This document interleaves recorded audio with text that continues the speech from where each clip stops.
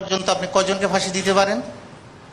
4 জন, 8 জনকে double double ফাঁসি দেওয়া শুরু।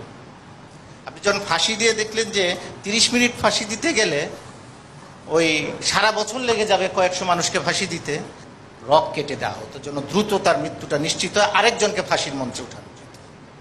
এভাবে ঢাকায় প্রতি রাতে যখন 8 জন দিয়ে কমপ্লিট করা যাচ্ছে না, কুমিল্লা জেলখানায় পাঠানো হলো। ওখানে আমি জল্লাদের সঙ্গে কথা বললাম, সে বলল আমি 92 জনকে ফাঁসি দিয়েছি।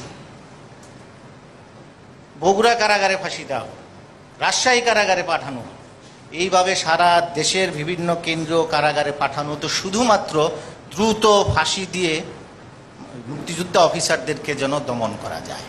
এখন পর্যন্ত যদি ফাঁসির ইতিহাস জানেন, বাংলাদেশের কারাগারগুলোতে 480-90 জন, এর মধ্যে 280 জনই আপনার জিয়াউর রহমান ওই সময় এই সশস্ত্র বাহিনীর সদস্যদেরকে ফাঁসি দিয়েছিলেন এবং তাদের সকলেই মুক্তিযোদ্ধা। এবং যেটা তারানাপা বললেন 1 মিনিটে একজনের ফাঁসি, আমি ট্রাইব্যুনালের বিচারকদের সঙ্গে কথা বলেছি, 18টা ট্রাইব্যুনাল ছিল, ট্রাইব্যুনালের বিচারকরা বলেছেন ফাঁসির অর্ডারটা জেনারেল জিয়া সিগনেচার করে পাঠিয়ে দিয়েছেন, সো আমাকে এটা বলে যেতে হবে, আর কোনো উপায় নেই। এটাই ছিল ইতিহাস। শুধু তাই না, তাড়াতাড়ি ফাঁসি দেওয়ার জন্য একই নামে 2 জন ব্যক্তি, একজনের হয়তো যাবজ্জীবন কারাদণ্ড হয়েছে, একজনের মৃত্যুদণ্ডের আদেশ হয়েছে, নাম ডেকে ডেকে ওই যাবজ্জীবন কারাদণ্ডের এক আসামিকে নিয়েও ফাঁসি দেওয়া হয়েছে। সে চিৎকার করে কান্না করেছে যে আমি মৃত্যুদণ্ডপ্রাপ্ত আসামি নই, শোনার সময় নেই। এই অন্ধকার দিকগুলো এখন আমরা জানি না। এবং 1-2টা না, আমি বললাম শত শত।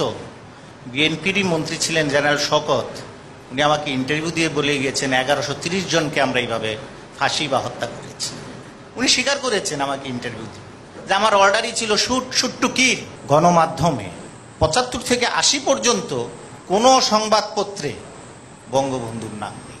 আমি এই 83 সালে ঢাকা শহরে আমি খুনিদের মিছিল দেখেছি।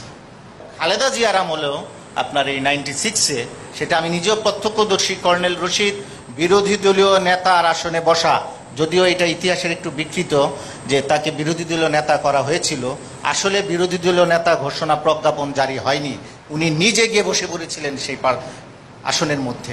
আমরা সংসদ লবি থেকে তখন বলেছিলাম এটা তো ঠিক হচ্ছে না, তখন তাকে ডেকে ওখান থেকে সরানো হয়েছিল। আমি এই জায়গায় একটা দার্শনিক চিন্তাবিদ ফ্রেডরিক হেগেলের একটা কথা বলি। হেগেল উনি রাষ্ট্র চিন্তা করতেন, হ্যাঁ, উনি মার্কসিস্ট চিন্তা, উনি রাষ্ট্র নিয়ে একটা কথা বলতেন।